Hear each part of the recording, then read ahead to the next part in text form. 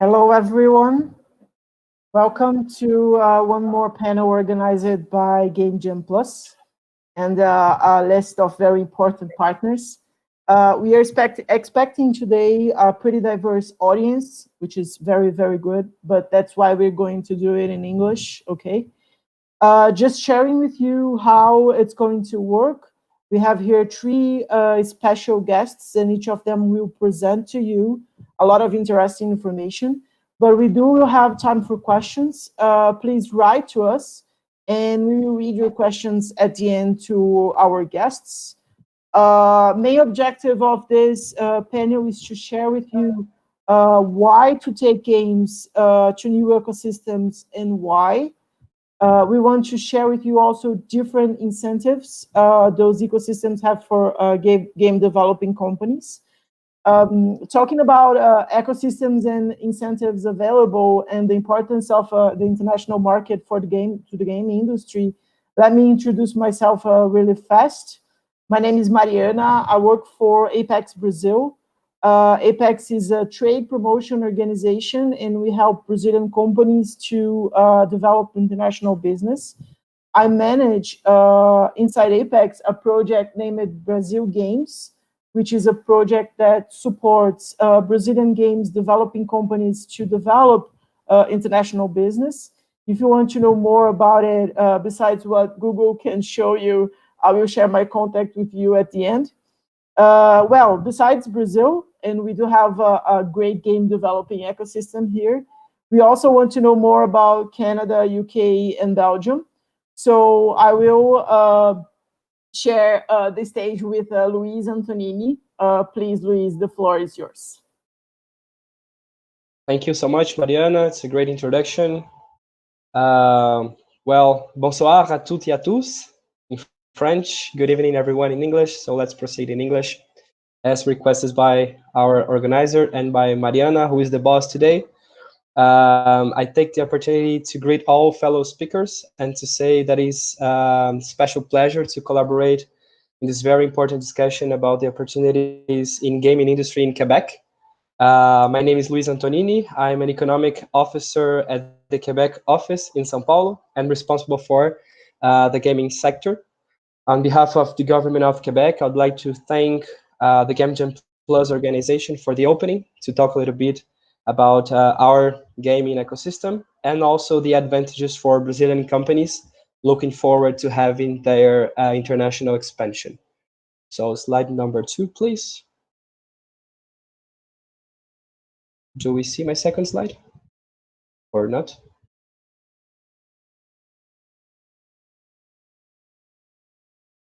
Can anyone confirm me, please? Second slide, please.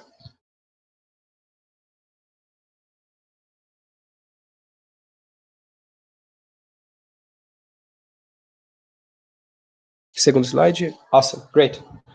Okay, so as some of you may know, Canada is a whole federation consisting of 10 provinces and 3 territories located in North America.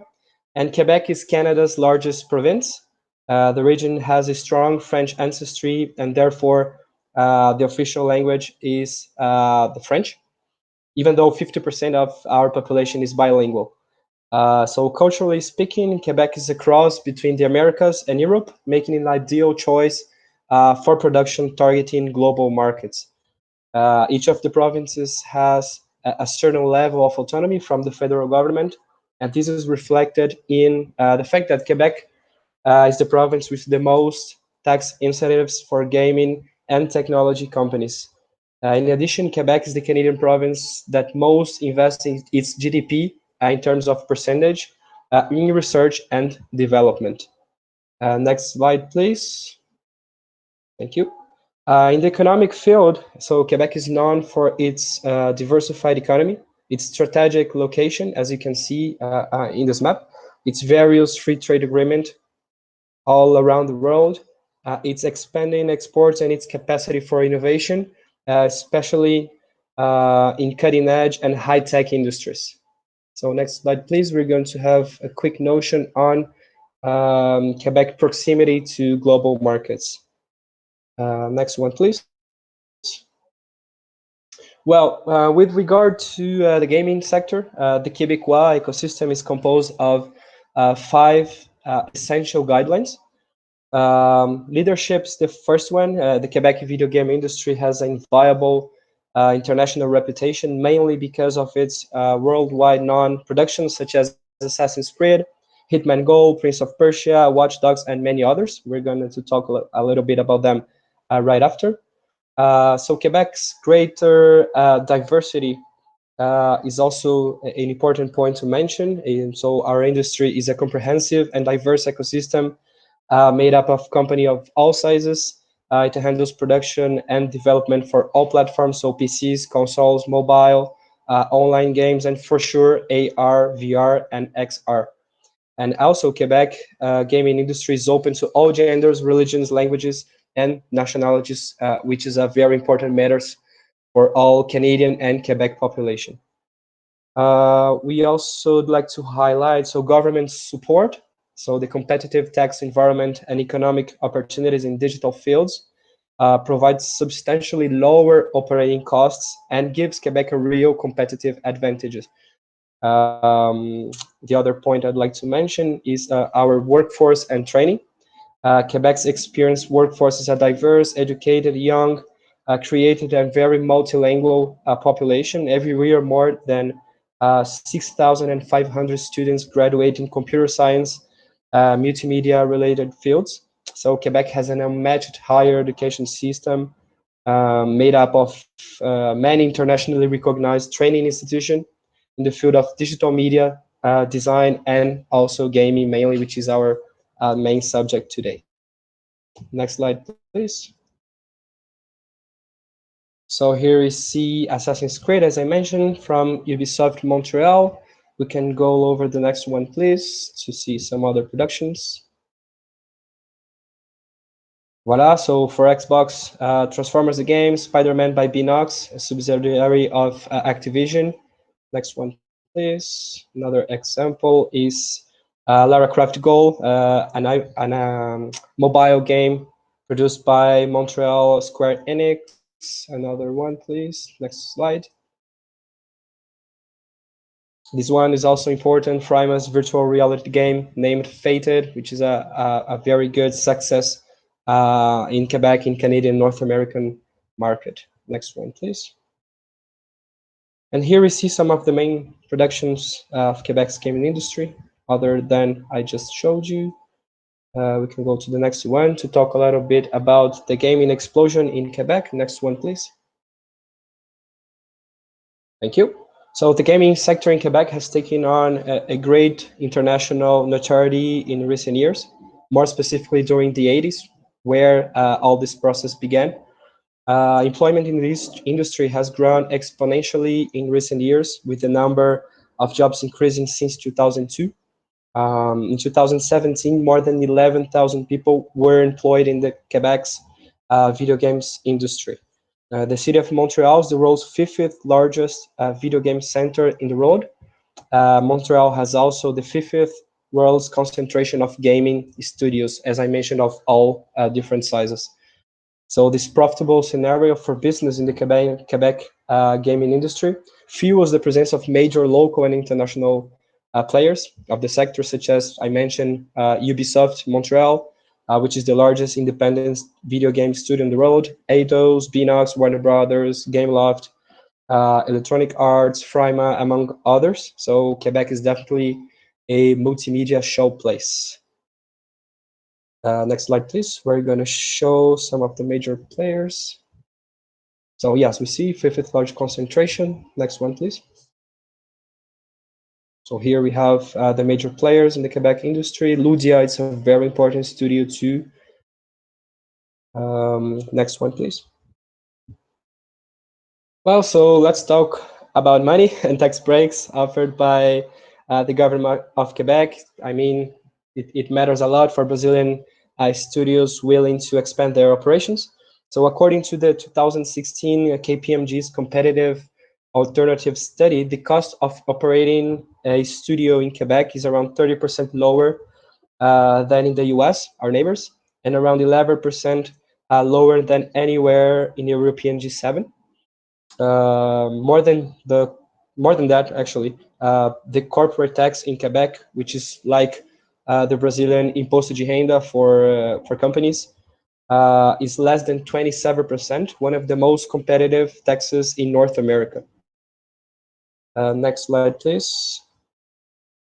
Well, and the most impressive tax breaks, and usually when I say that to Brazilian studios, they look at me with a very impressed face. So companies that produce multimedia titles, such as games for all platforms, are able to qualify for generous tax credits covering up to 37.5% of labor costs, according to our friends from Invest Quebec, which is the organization responsible for managing this credit.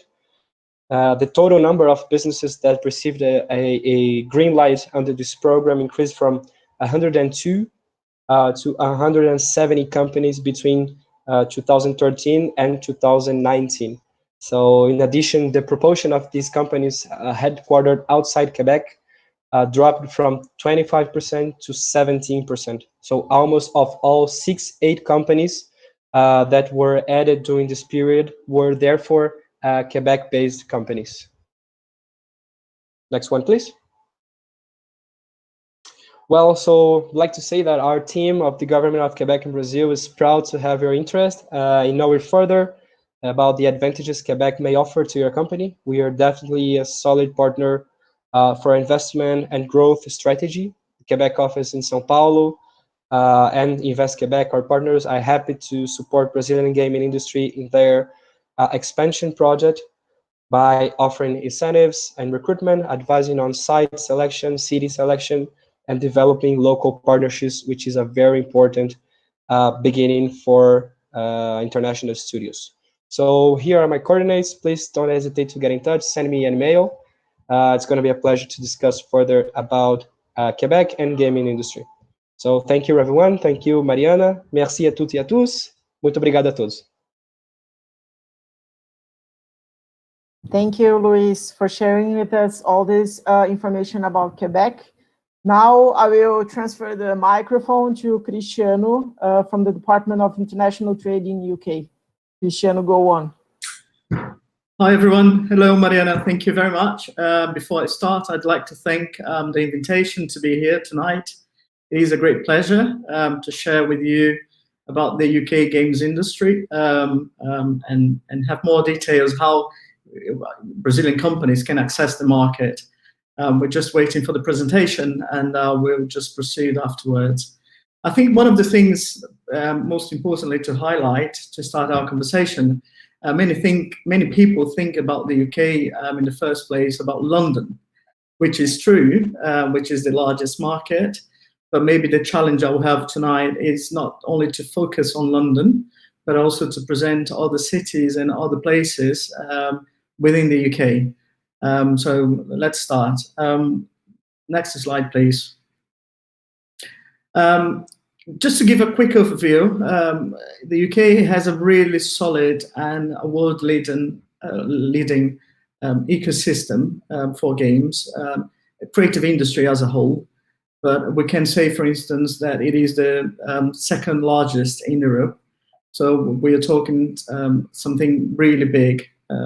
Comparing to other industries, it combines video, music, and other creative, but essentially games. It's one of the industries that employs more people than any other. We're talking about 22,000 people, high-level, high-skilled employees. And that number has increased over the last 10 years, over 70%. So what is interesting on that, it is the fact that the UK has attracted over the years not only companies, but people and talent to work in the industry. So just to give an idea, we have over 2,000 companies today, from startup, large corporations in the game industry, developing their games and solutions in the UK. Next slide, please. I think for us, I will concentrate, there are many ways that I could present this, but I will concentrate today in 3 main pillars to talk about. I think one of the most important pillars, it is indeed to talk about the UK ecosystem for the gaming industry. The second one is how to access and have talent and high-skilled workforce. It's very important, and how to bring them over to the UK. And this third pillar is government incentives. So how the UK government provides incentives and a platform for startups and large corporations to thrive and develop their business from the UK across the world. Next slide, please. So the first one, I think there are two major characteristics when we talk about ecosystem. First, the number of hubs. I will show later on in one of these slides how many hubs there are in the UK for gaming, for the gaming industry. But I think it's very important to say that for the game industry, it is actually larger than the video and music combined. So you have many companies developing their business today across the UK. When we talk about the UK, we talk about Scotland, Wales, Northern Ireland, and England. And so you have different hubs and different places where you can be. As I said, not only London. And another characteristics that we can show and present, indeed, is the export focus that these hubs have. So many of the companies go to the UK in order to access these talents, the incentives, but also to export, which is very interesting in many cases because of the ecosystem and how the incentives work to provide this platform for international business. Next slide, please. As I said, I'll just comment very briefly. Obviously, London, it is a game hub for the world. We have over, I mean, just to give an example, it concentrates about 30% or 28% of the UK industry. So it is very, very large. But it's not only that. We have other areas that we should also consider in Scotland, in Edinburgh, and Northern Ireland, which has a very, we can say, collaborative hub. It's very common for international companies to locate themselves there, and Wales as well, which we can highlight, for instance, many of the universities. So across the UK, you have different hubs and different areas where you can locate a company and provide incentives and different ways depending on the strategy that the company has. And of course, we can support them to understand how these geography can work for their business. Next slide, please. There are many incentives that the UK government have developed over the years, but maybe the three major ones that I can highlight. One, indeed, is the video games tax relief, very similar to what the colleague from Quebec mentioned. So in basic terms, any person who is, for instance, interested to invest in a company, not only the gaming industry, but specifically the gaming industry, can have tax relief, as well as the game company itself. So it's a very interesting scheme which encourages investment from a very, very early stage. The other fund that we can mention is the UK Games Fund, which supports initiatives from the university, especially to young entrepreneurs to test their technology and develop solutions from that. And the third one, which is a very interesting scheme, I will not be able to detail here, but obviously I can share more information later on, is R&D tax relief, which is very much based in developing anything that is related to R&D for the company. The next one, please. I think for the highly skilled workforce, that's a very important pillar for any industry, not only for the gaming industry, but essentially for you to do that, to have that, you must have ways to think how you can improve and upskilling the workforce. So three major programs that we can highlight. The Screen Skills, which is one that is as UK screen-based creative industries to access the skills and talent whenever it's needed. So it's a program that the British government has for any company that they can do, especially to accessing talents and improving their talent. The Next Gen Skills Academy, which works very closely on developing groups of high-skilled talent, and the Creative Careers Program. So all of these, one of the areas that we can also mention to tackling the skill shortage, which is something that happens all over the world, and encouraging diversity, which is something that we can see in the UK. So you do have people from all over the world, and that brings in a very dynamic and creative environment for developing games when you want to, to have different perceptions and creativity. The next slide, please. I think in this slide, what I'd like to highlight, one specific thing, as I said, as there are many different hubs across the UK, the government supports all these hubs. So you have the Creative Industry Clusters Programme working closely with the hubs. And for that, we can mention the incentives that many cities specifically will have depending on the type of business that you run. So, for instance, today I'm talking to a couple of Brazilian companies in the game industry interested to go into the UK, and we are helping them to establish their business in Manchester, which is about 2.5 hours away from London, very close, and you can be in and out by train every day very easily. But what the difference is, because of the schemes that the government provide for these hubs, trying to improve and encourage companies to understand how the UK's hubs work, so they can actually select different places than London, for instance. Next slide, please. And these last two slides is just to show that any company across different subsectors in the game industry can be provided with help and support. So not only a specific area, but literally any area that your business fits in, the UK is ready to support. So from console, mobile, augmented and virtual reality, electronic esports, so any type of subsector that we can consider in the game industry, you'll be able to access and have support in the UK. And next slide, please. And I think another important to mention, not only focus on the game specifically, on gaming, but also the use of it in other industries, as we can see.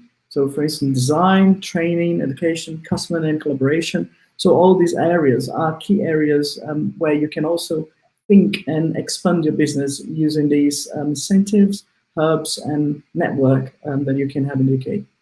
And the next slide, please. Next one, please. It's just to finalize.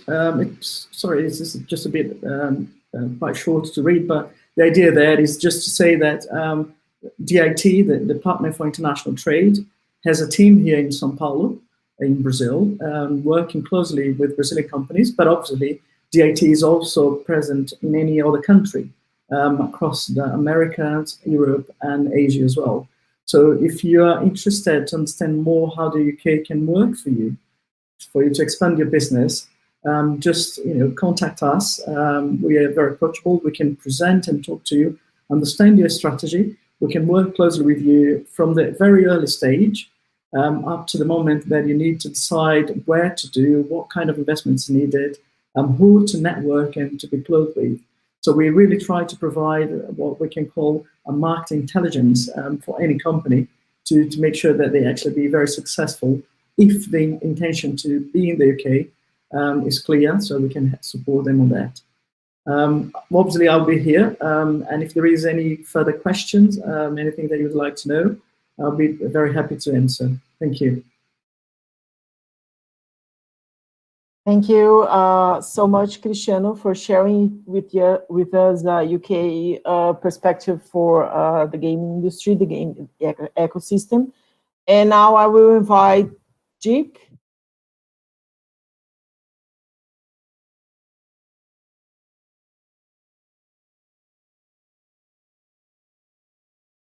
So exactly. Thank you, Dirk. No, it's my pleasure. Do you see my video screen?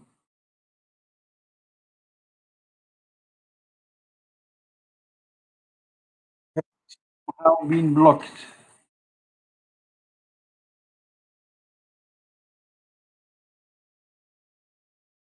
Okay, perfect. All right.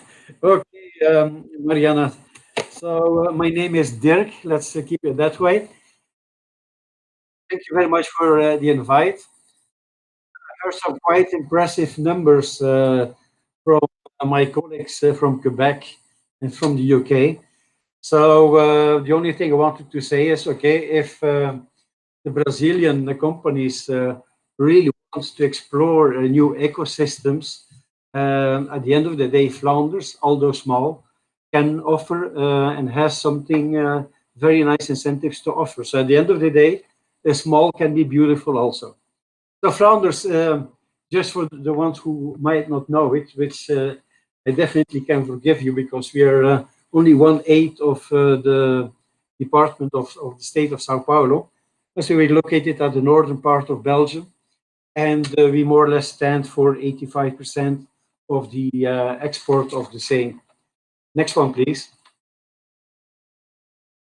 So when we talk about Belgium, Flanders, everybody's thinking about chocolate and beer, of course. But you cannot forget that we had a long and very huge heritage of cartoons, Tintin, Smurfs, Snorkels, which are quite known here.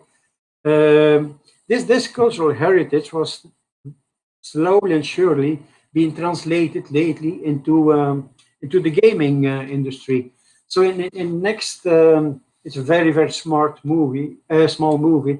I just wanted to show you some of the examples of the work which has been done by the different studios and by students from the Howest University. Please, next one.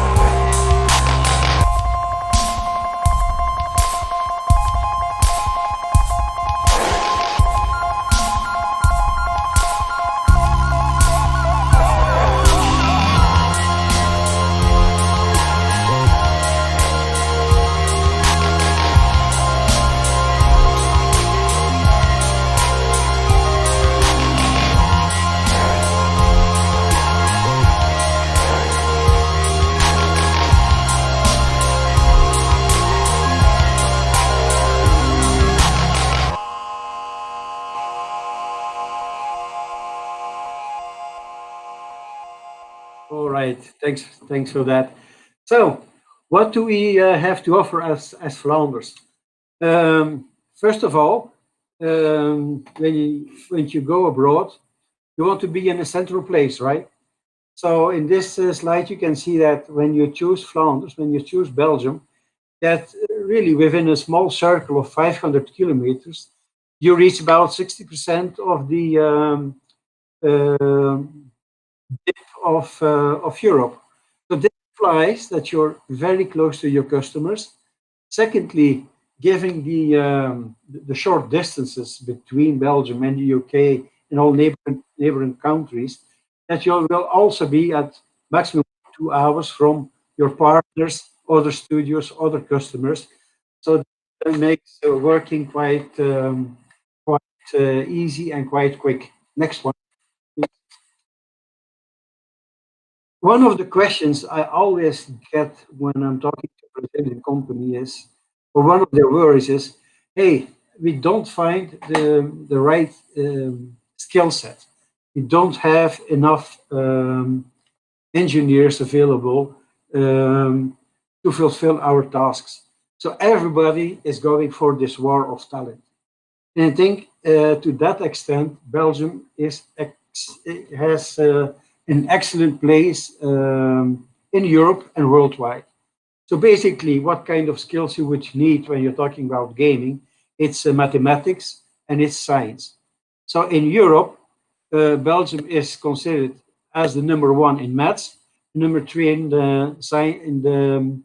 the science. So these are the PISA results.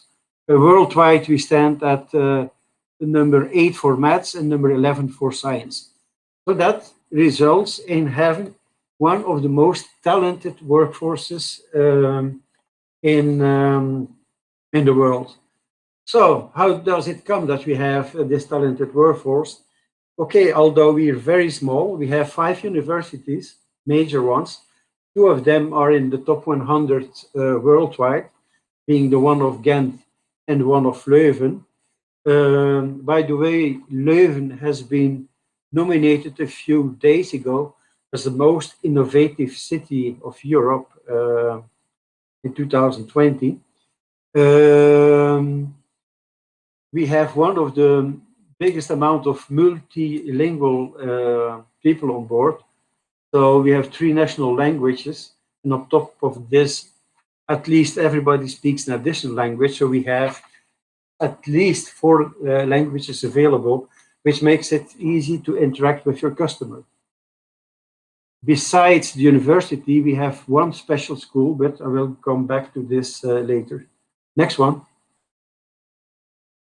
So if you have the centralized location, you have the human capital, what else do you need? Well, you need, of course, infrastructure.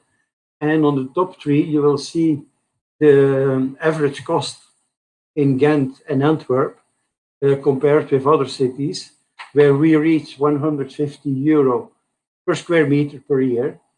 Brussels is slightly higher to 50 per year, but this is still a lot cheaper than in other places. Next one, please. As already mentioned by my colleague from the UK, you cannot look at gaming as a standalone issue. So ICT in general, it's all kind of related to gaming, or gaming can spill into the other sectors. I'm looking at media, I'm looking at image digital processing, I'm looking at AI. So basically, you can go to the next slide. Sometimes, and it's a bit of a joke, but in reality, it's true. Flanders is sometimes considered as the Silicon Valley of Europe. Once again, we have only 1/8 of the state of Sao Paulo, but we have a huge amount of knowledge centers, universities. We cannot forget that in Flanders, we do spend 3% of our GDP on R&D, which is a full percentage above the EU average. So this implies that most of the American corporations do have their R&D headquarters in Belgium, like Intel, Cisco, Johnson & Johnson, Pfizer, etc. So that means that there's a lot of possibility for your gaming companies to set up partnerships in Belgium. And then we also highly believe in the triple helix, meaning the interworking between the government, the industry, and the academical world. Next one, please. So these figures will not flabbergast you after seeing the figures from Canada and Quebec and UK. But the most important thing is the growth figures. And we also see in the number of employees growth of 300% since 2014 and 100% growth in the turnover starting from 2014. Next one, please. So what makes us unique for the gaming companies? So it's, as I said, the access to the talent. We have international awarded schools for creativity. Big concentration of gaming and middleware developers. We have 4 incubators and accelerators. And very important, and I want to stress this a bit, a supportive government and extensive tax incentives. There's a lot of misunderstanding still when you're talking to a lot of consultants who basically pass the message that, okay, no, Belgium, Flanders, it's too expensive. because the nominal tax rate stands at 33%. This was absolutely true until 2 years ago, until a tax reform came. Now, after this tax reform, you pay only 25% nominal tax rate for a big company, 20% for an SME, but this is the nominal tax rate. If you have a company, a lot of the gaming industry is heavily involved in R&D.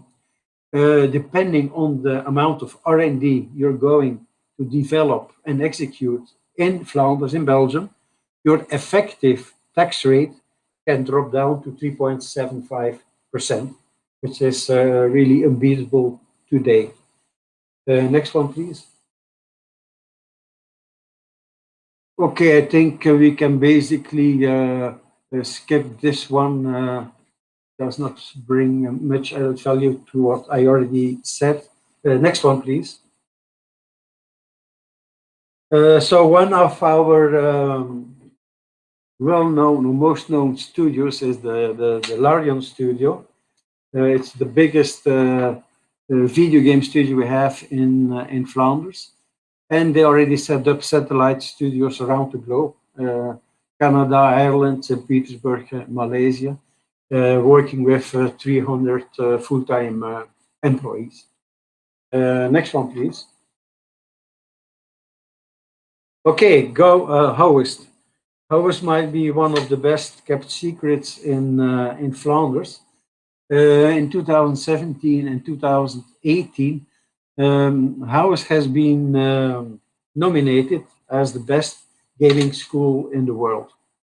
Next one, please. So what do we do in House? Well, we have a 3-year bachelor program. We have a very extensive curriculum, worldwide international focus. Most of our students, they do work overseas at Ubisoft, Studio Globo, Cyborn, etc. Language of instruction, it's English or Dutch. We currently have 1,200 students enrolled. I forgot, it must be about 50, 60 different nationalities, out of which quite some participants from Brazil are available. Next one, please. This gives a small overview of the study majors we have in House within the digital art and entertainment department. So I'm not going to read them. You can see them. It's going from the visual aspects over sound design, covering really the whole aspects of gaming. Next one, please. So besides this, we have 3 gaming incubators. The one is Hangar K, which is a spin-off of the House University. We have C-Mine in local, in Limburg, and Kronos, which is both an incubator as an accelerator. Next one. And as an accelerator, we have DAEstudios, also very much linked to House. They did so far like 500 to 600 startups, both in Belgium as in the rest of Europe. So far, we did not move outside of Europe, but this will be definitely a next step. Next one, please. So this is a bit the ecosystem and the major players around gaming in Flanders. So we have Vlega, which is the global representative of the entire sector. Here we have Flanders DC, the district of creativity, which embarks, amongst others, also the Gaming Society. We have FRVV, it's Flanders Audiovisual Fund. And there I want to come back a bit again on incentives. There's some very low-hanging fruit for gaming companies who want to set up shop in Flanders. So per project, you get 205,000 euro for marketing and export purposes. For the development per game, you get up to 250% euro per game, covering up to 85% of your costs. So meaning cost for coaching, pre-production, and production, which is very easy obtained. It only takes a few weeks, and already quite some Brazilian companies have been taking advantage of it. One of the other incentives I would like to mention is that you have a 30% savings on the social contributions for the first 6 hirings you're doing in Belgium within this sector. So this is in a nutshell what I have to tell you. Thanks a lot for your attention, and hope to see you all one day in Belgium. Thank you, Dirk, so much for sharing with us a lot of information about Flanders game ecosystem. We are switching right now for hours, a lot of time for questions.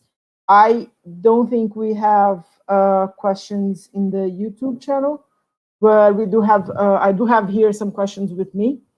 I will start with one question for Luis specifically. Luis, are there any initiatives for social inclusion in Quebec gaming industry? And do you have some examples to share with us? Yes, Mariana, thank you so much for raising that. Before answering this question, I really appreciate Dirk talking about the Flanders Studios. The first one he mentions, Laria, if I'm not mistaken. It's based in Quebec City. So it's one more studio that is contributing to our ecosystem. Well, so talking about diversity, as I mentioned, Quebec's strength is based on its diverse population. And that's why we have so many different productions for PCs, consoles, mobiles, and all other kind of production. Talking about people, it's what matters, and I think it's the mean of this question. I'd like to mention 2 great initiatives we have in Quebec. First one, it's a festival, an event named Queerness and Game Conference. It's a community-oriented, internationally recognized event dedicated to exploring the intersection between LGBTQ issues, matters, and games.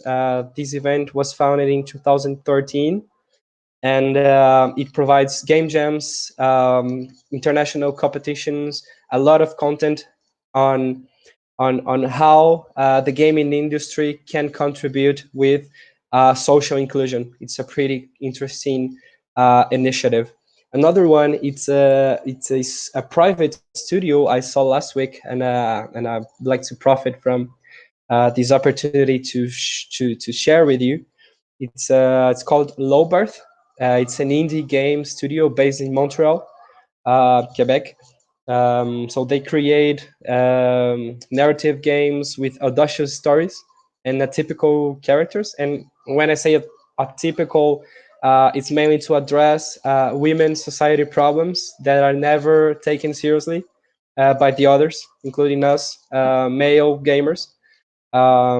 It's like an example of a first-person story when you play a hotel maid who finds very dark stories related to her profession.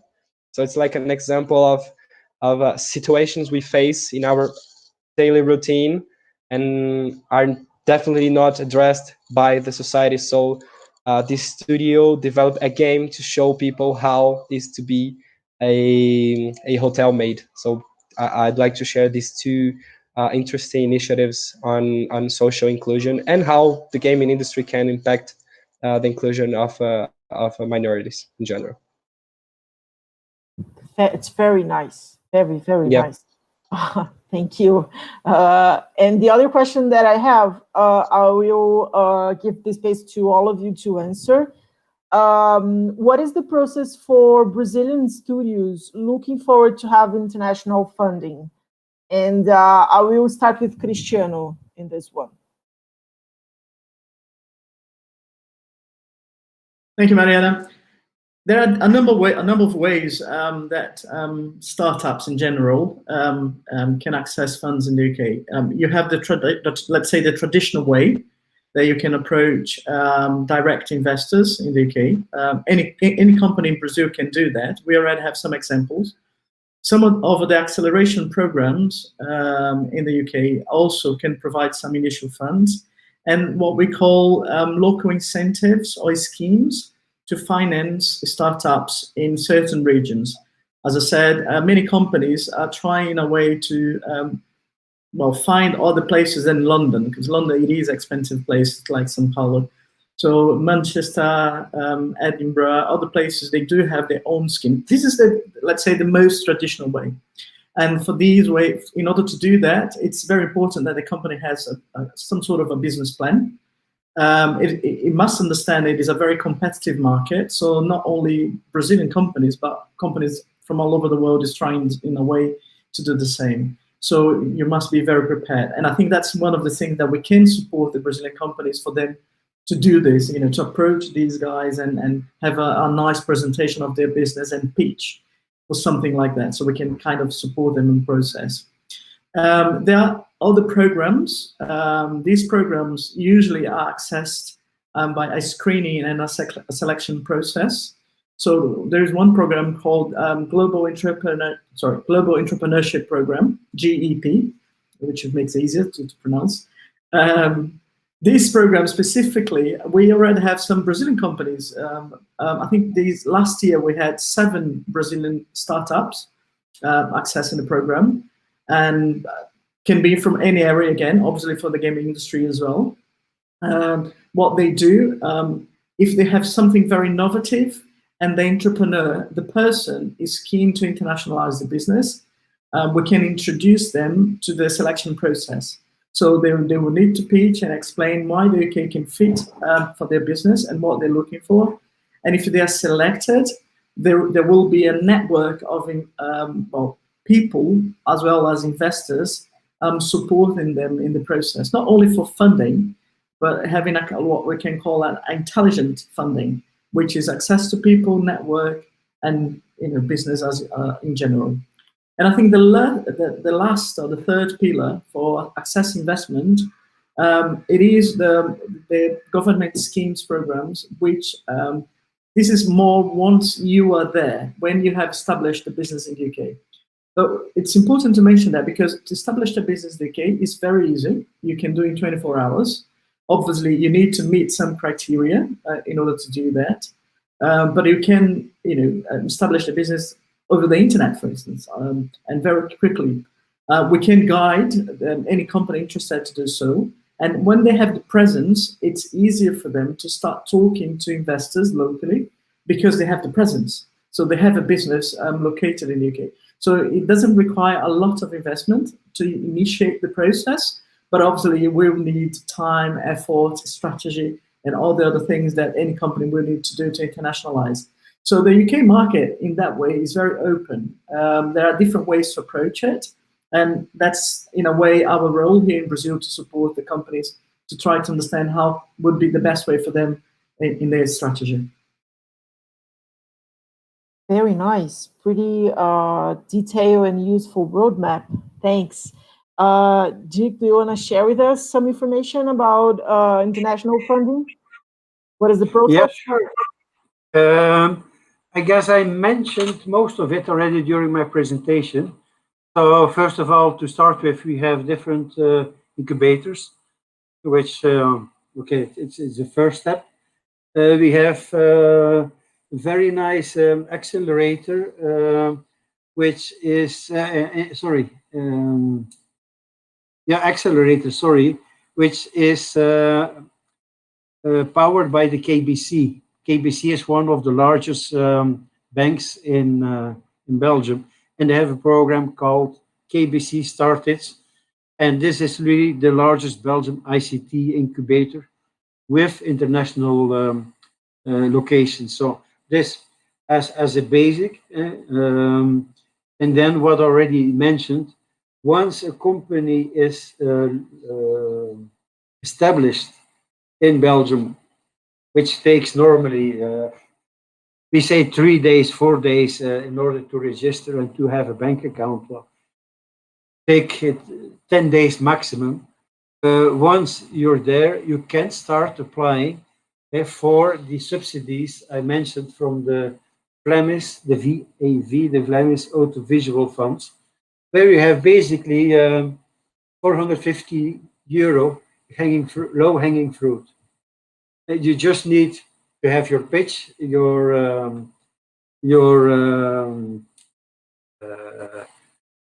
description of what you're going to perform. The success rate, it's about 80%. And this is really a very nice gift, let's say, to enter and to start up your business. So this is, in a nutshell, what we could offer specifically for foreign companies. Thank you. And Luis, can you share with us some information about it?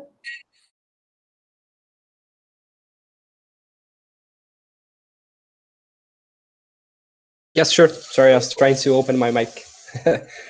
Yeah, so short and sweet, the Quebec office in São Paulo is the main entrance for all, international experience requests provided by Brazilian companies. We are directly connected to Investissement Quebec, which is Invest Quebec, who is the agency that deals with all requests for funding, mainly in the gaming industry sectors. Actually, Invest Quebec it's a financial institution and an economic development agency, which is a good news because they are able to accompany international companies on site visits, on flexible funding lines, and all other information and services an international company may need. So if you have a request, if you have a business plan, come to me, we can chat and find out how it would be the best alternative for you in Quebec. Nice, very nice, thank you. We do have a question here at the YouTube channel. I am an actor and a cultural producer from the Fluminense Federal University. About 3 years ago, I was considering the possibility of planning and going to Canada to work in the area of cultural production. Are there any opportunities for foreign cultural producers? And it's for Luis, right? Yeah, I mean, that's definitely a tricky question because we had a whole panorama before the pandemic, and we know that cultural sector is extremely impacted by, all economic tragedies worldwide. What I can tell you is Quebec is definitely the first, the top one cultural background in whole Canada. We have major institutions and companies playing this role, like Cirque du Soleil. It's extremely famous. The creative industry in general is extremely hot in Quebec. Another point it's quite important to mention is that each city in Quebec has its own agency of economic development. They come to Brazil to recruit professionals to work in Quebec private companies. So the public agency or the agency of the city organize a whole delegation of Quebec companies that are coming to Brazil to recruit Brazilian employees. I've seen various initiatives and sectors worked by this kind of agency.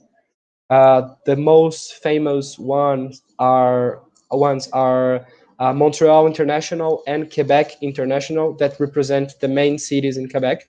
There are some others I can share with Gamejam+ after, or write directly in the YouTube chat to send you the links. So they offer many different job positions: technology, health, life sciences, to be honest, I've never seen a job offer on the cultural side for producers in general. I'm not sure what is the role that our friend asked us, but anyway, I think is pretty valuable to have a quick look in their website and to see if there is any opportunity that matches his interests. Very nice. I think we are at the end of our panel.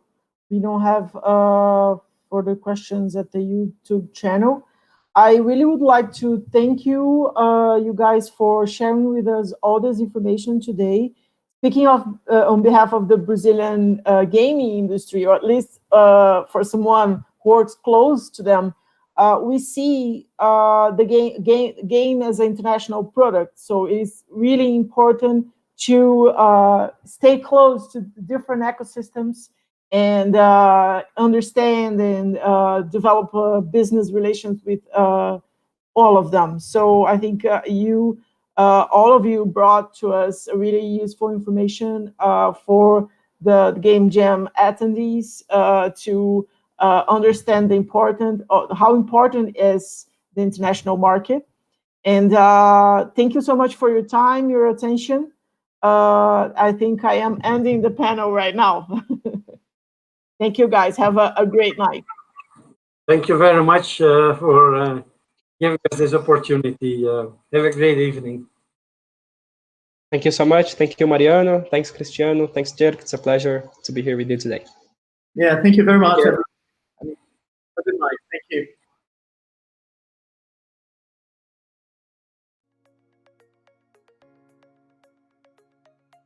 Eu conheci a Gazeus organizando uma Game Jam e pelo meu trabalho a Gazeus entendeu que eu seria aqui uma peça muito importante para construir essa empresa. No ano passado, a Gazeus também me encontrou numa Game Jam.